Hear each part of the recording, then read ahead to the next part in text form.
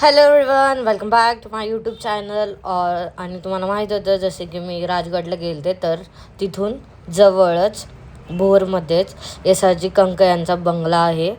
365 वर्ष जुना ऐतिहासिक बंगला आहे तो. त्याच्यामध्येच 14वे वंश तिथं राहतात आहेत अजूनसुद्धा.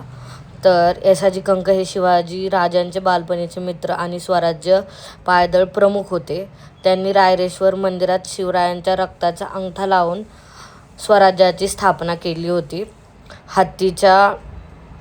हत्तीचा तो थरथरात लढा म्हणजे त्यांच्या मुलांनी सांगितलं की त्यांनी हत्तीचा दात तोडला होता जेव्हा ते हैदराबादला गेले होते. हे त्यांचं घर होतं आणि हे अजून पण तसंच घर आहे, थोडंफार रिनोव्हेशन झालं आहे.